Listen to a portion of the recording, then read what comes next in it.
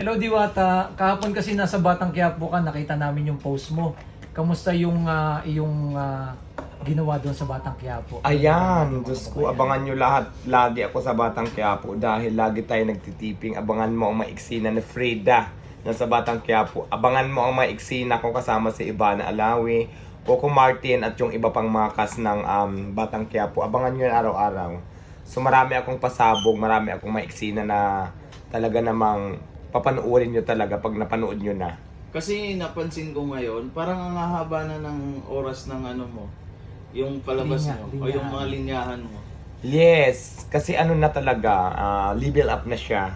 Kasi kung nung una isang line lang, pangalawa dalawang line, hanggang sa pangatlong line, hanggang sa maraming line na. So ang hirap mag-memorize ng script.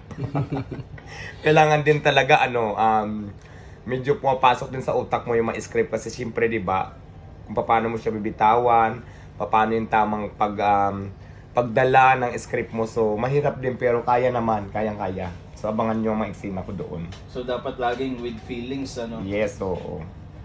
Hindi lang pwede dahil nagbitaw ka lang ng linya. Kailangan talaga, may tatawag silang facial reaction, yung mga body language, di ba yung mga ganyan, mga eksena. So, basta natutunan ko na yan dahil kay Coco Martin, di ba? Yeah. Bigyan mo nga kami ng sample nung naipalabas na linya mo. May gusto ka kay Bubbles, no? Yeah. Mga ganyan, oh. Mga ganyan eksena doon. Basta abangan nyo pa, marami pang exciting moment na ka-eksena ko si Coco Martin mismo at saka si Ivana Alawi. At syempre si Nico Natividad at saka Kim Rodriguez at saka marami pang iba. So abangan nyo ako lagi araw-araw sa Batang Quiapo. Kamusta naman yung pag nakakasama si Coco Martin tsaka si Ivana? Ay, alam mo, napakabait ni Coco Martin talaga, wala akong masabi. Ang tagal namin nagkukwentuhan, marami siyang advice sa akin na magaganda. So, feeling ko magkapatid kami ni Coco Martin na talagang tinuturuan niya ako ng tama, marami akong natutunan. Siyempre, di ba, ang tagal na nila sa industriya at saka sikat na sikat, alam na natin kung anong level na ni Coco Martin. Saka natutuwa ako kasi siyempre, di ba, nag-share pa siya ng ganito gawin mo, para nagbigyan kanya ng advice. So, salute sa'yo, Derek Coco Martin.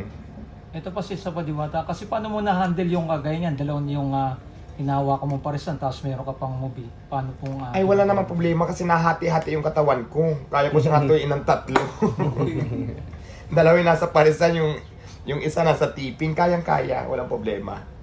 Basta, di ba sabi ko sa iyo, basta ikabubuti para sa akin, for my future, for my career, go. Laban ako, hanggat kaya. Thank you. Thank you. Wala nang tanong. Kulang naman. Kulang pa ng... Madalas ko kasi kakwentuhan si Coco Martin. Lagi kami nagkwentuhan. Si Ivana mabait din naman sa set kasi doon pag nasa eksena kami, so nagkikita-kita kami. Tapos after ng mga eksena namin, yung mga lines namin na magkakasama kami, kanya-kanya na kaming puntahan ng kanya-kanyang dressing room kami. So tapos after nun, standby mo sa dressing room pag may seat na naman ulit, na naman may eksena ulit. So nagkikita-kita naman ulit. Pero ang madalas kong kakwentuhan talaga, si Coco Martin, yan, si Kim, si Nico, kasi magkasama kami sa tent, Leto Camo. So lahat sila mababait. Ayan. Balita ko, pumunta na si Kim Domingo sa iyo. Actually, pumunta na siya sa Pasay, pero hindi kami nagkita. Pero dapat kagabi, pupunta siya, kaya lang hassle na masyado kasi malayo pa siyang uwian niya, pagdadampa ng Pasay. Ay kagabi kasi, ang location namin is bandang Manila. So malapit sana sa Pasay.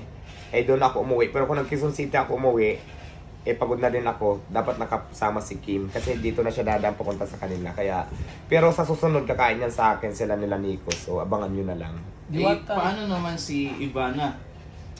Well, alam mo si Ivana kasi, di ba alam mo naman, ibang level ni Ivana, hindi natin siya basta-basta na mapupuntahin. Kasi syempre, yung seguridad, alam mo na, yung security niya, yung safety.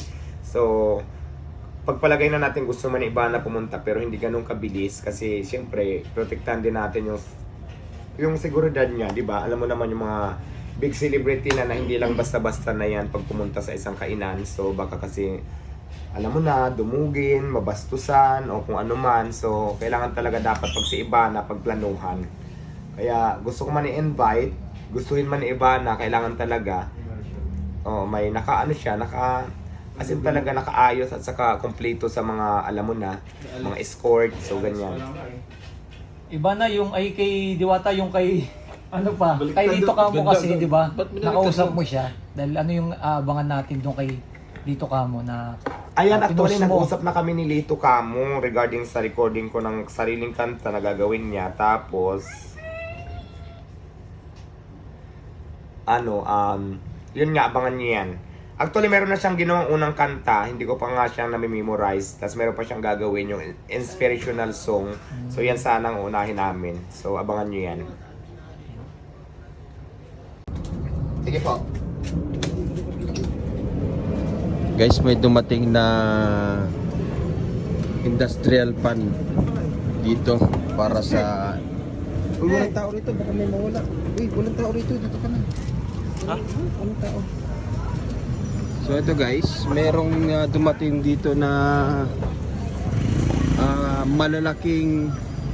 Ay, ang laki nito. Industrial pan, guys. Ito natin ilalagay Saan kaya ito gagamitin ni Diwata? para yung langaw maanuhan. Diwata, ano ba yan? Ano ba yung bagong bili mo na yan? Malalaking industrial pan to para pag pinasindihan natin, malamig na para yung mga langaw kasi dito maganon yung langaw. Mataboy. Oo, mataboy siya. Wow.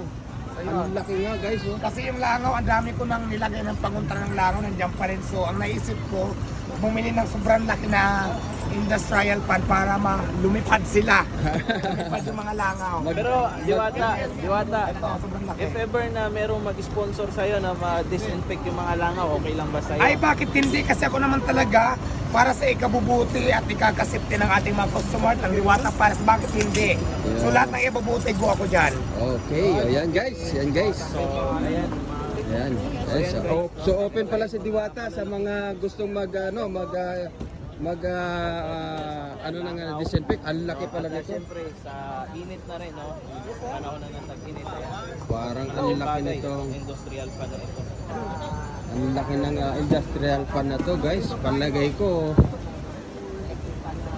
Ganito rin kalaki yung nasa Quezon City, ano, Diwata, no? Yan.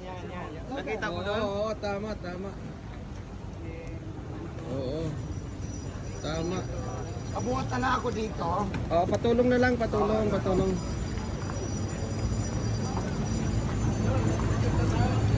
So, saan kaya ito ilalagay ni Diwata? Ayan, thank you, sir. Ayan, oh, may volunteer. May nag-volunteer si sir para ano. Saan kaya ipupwesto nito ni Diwata? Meron na sila. Ayan, para matanggal ang langaw. Wow, ang galing. Ang galing, guys. Ang galing. Saan kaya ipupwesto ito? Saan kaya ipupwesto?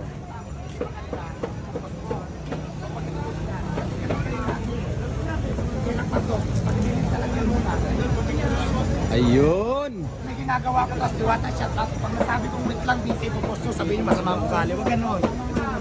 Higaan niyo sa lugar. Wala content lang kayo. Yun, dito pala ilalagay yun, yung malaking industrial pa na yun. So guys, ang daming tao kasi kaya pala bumili si Diwata ng industrial pan para pangtaboy sa langaw.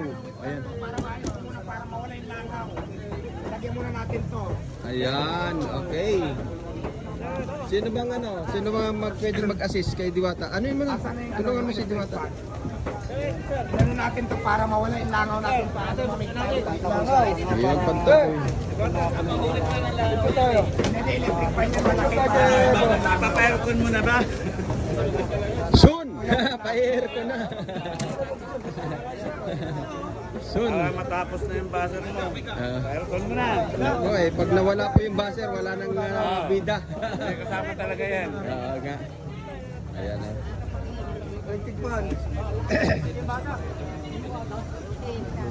Ang daming Ganon.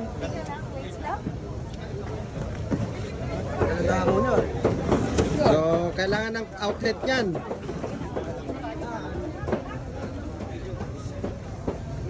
Bakit kasi pahiga?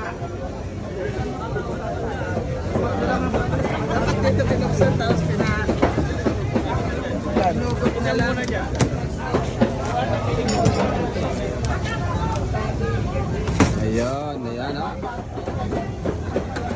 Tama naman, di ba? Nagkakuluhan na po si Diwata, guys.